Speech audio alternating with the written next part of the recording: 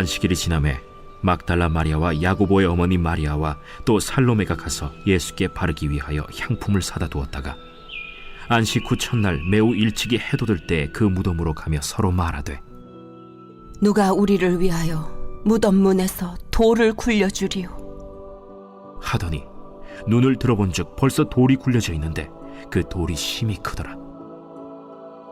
무덤에 들어가서 흰옷을 입은 한 청년이 우편에 앉은 것을 보고 놀라매 청년이 이르되, 놀라지 말라. 너희가 십자가에 못 박히신 나사렛 예수를 찾는구나. 그가 살아나셨고 여기 계시지 아니하니라. 보라, 그를 두었던 곳이니라.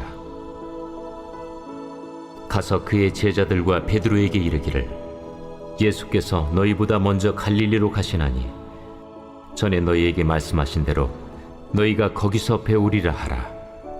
여자들이 몹시 놀라 떨며 나와 무덤에서 도망하고 무서워하여 아무에게 아무 말도 하지 못하더라. 할렐루야, 주님의 소망이 함께 하시길 기원합니다. 소망이신 하나님께서 모두의 능력 가운데 비전을 주시도록 간절히 빌며 함께 말씀을 나누겠습니다. 사랑하는 사람끼리는 얼굴을 닮는다고 합니다. 실제로 과학적 증명이 이루어졌는데요. 그 이유는 함께 울고 함께 웃으며 같은 근육을 쓰기 때문에 같은 인상으로 변해가는 것이라고 합니다. 하나님과 닮은 우리는 하나님의 그 눈에 집중할 필요가 있습니다. 1절과 2절을 함께 보면요. 안식일이 지남에 막달라 마리아와 야고보의 어머니 마리아와 또 살로메가 가서 예수께 바르기 위하여 향품을 사두었다가 안식 후 첫날 매우 일찍이 해 돋을 때에 그 무덤으로 가며 라고 나옵니다. 본문에는 3명의 여인이 나옵니다. 막달라 마리아, 야고보의 어머니 마리아, 살로메. 그들은 없는 돈을 모아 예수님의 향품을 사둡니다. 그런데 그들은 예상하지 못한 어려움에 봉착합니다. 그들이 무덤에 도착했는데 문을 열 수 없습니다. 바보 같은 상황. 여자들은 무덤에 문이 열려 있을 거라고 생각했던 걸까요? 그 어떤 원인이 되었건 간에 지금 당장 그들의 눈앞에 열리지 않는 문이 있습니다. 이 문제는 누구나 만날 수 있는 문제입니다. 4절과 5절을 함께 보겠습니다. 눈을 들어본 즉 벌써 돌이 굴려져 있는데 그 돌이 심히 크더라. 무덤에 들어가서 흰옷을 입은 한 청년이 우편에 앉은 것을 보고 놀라매. 그런데 그들이 눈을 들어보니 돌이 굴려져 있다고 합니다. 눈을 들어본 즉, 우린 이 구절에 주목해야 합니다. 눈을 들어봤을 때 해결이 되어 있었다는 겁니다. 성경에서 눈을 든다는 표현은 신앙적으로 위대한 행동입니다. 짧은 구절이지만 하나님은 콕 짚어주십니다. 포기하지 않는 눈과 하나님의 눈이 만날 때 위대한 일이 벌어지기 때문이죠. 그들이 무덤에 들어가 보니 흰옷을 입은 한 청년이 우편에 앉아 있습니다. 그는 살아나셨고 여기 계시지 않는다고 소개하죠. 그리고 예수께서 너희보다 먼저 갈릴리로 가실 건데 너희가 거기서 예수님을 볼 것이라 합니다. 이 말을 듣자마자 여인들은 두렵고 무서워 도망칩니다. 저희는 믿음의 눈을 가져야 합니다. 먼저 저희는 3절을 살펴보도록 하겠습니다. 서로 말하되 누가 우리를 위하여 무덤에서 돌을 굴려주리요 하더니, 지금 그녀들의 눈이 지금 보고 있는 것, 무덤 문입니다. 해결될 수 없는 난관입니다. 그 돌문은 하나님을 가로막고 있습니다. 난관이 죽은 하나님을 막고 있는 게 아니라 살아계신 하나님을 막고 있죠. 우리의 인생에서 살아계신 하나님을 막고 있는 것은 무엇입니까? 악한 영은 우리가 살아계신 하나님을 보게 해서는 절대 안 됩니다. 우리는 반드시 엄청난 제자가 될 테니까 말이죠. 사랑하는 여러분, 살아계신 예수 그리스도가 지금 우리 삶 가운데 내 눈앞에 가려져 있습니다. 우리는 할 수 있거든 그 돌문을 옮기시겠습니까? 하나님께서는 말씀하십니다. 믿는 자에게는 능치 못함이 없다고.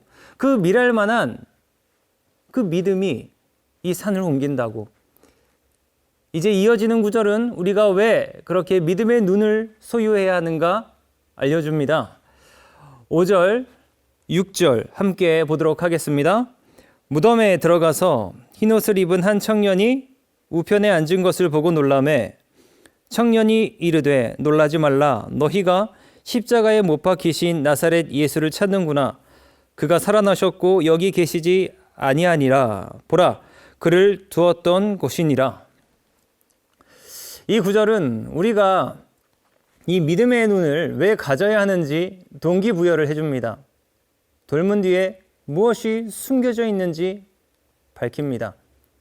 보물의 정체, 부활입니다.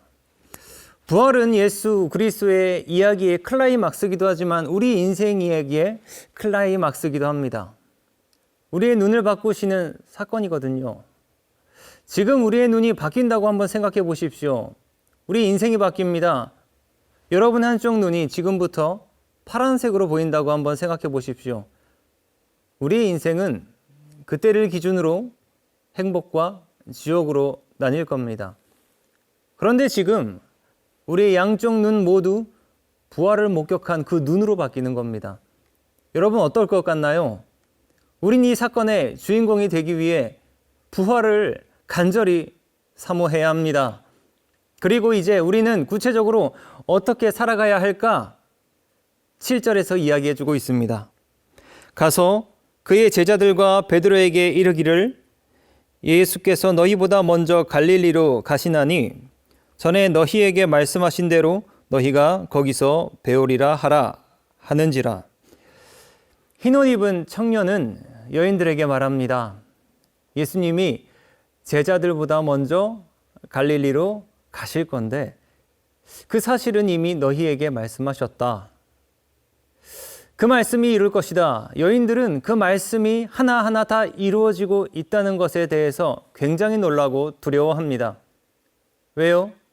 내가 믿지 못했던 무시무시한 일들이 실제로 다 이루어지고 있기에, 그리고 예수님을 믿지 않으면 어떻게 될 것이라는 것을 알기 때문에 너무 많은 이유가 두려움을 줍니다. 우리가 이렇게 살아야 합니다. 우리는 하나님의 말씀을 듣고 하나하나 이루어지는 것을 직접 목도해야 합니다. 그리고 눈을 들어 하나님을 정말 경외하며 두렵게 바라보아야 합니다. 기억하십시오. 우리는 하나님 닮은 눈을 가져야 합니다. 내 눈이 말씀에 머물 때에 닮아가는 나의 경험을 하나님께서는 허락하실 거예요. 그 달라진 눈이 내 인생이 얼마나 크게 바뀔까요? 하나님의 나라가 얼마나 크게 내 삶에서 바뀌어 갈지 실제로 체험하시는 그 은혜가 있길 기원합니다. 이 시간 함께 기도하겠습니다. 사랑이 참 많으신 하나님, 오늘 믿음의 눈을 함께 묵상하며 말씀을 나누었습니다. 우리가 말씀을 집중하여 보고 마음속 깊이 깨달아서 하나님 닮은 눈을 갖게 하여 주시옵소서. 실제로 부활을 목격한 눈을 가지고 세상을 살아가서 진정 하나님께서 원하시는 삶을 내 삶에서 살아낼 수 있는 그러한 놀라운 하나님의 역사가 함께 이루어지게 하옵소서. 모든 것을 주께 의지하며 주께 간구하며 소망을 드리며 예수님의 이름으로 간절히 기도합니다. 아멘.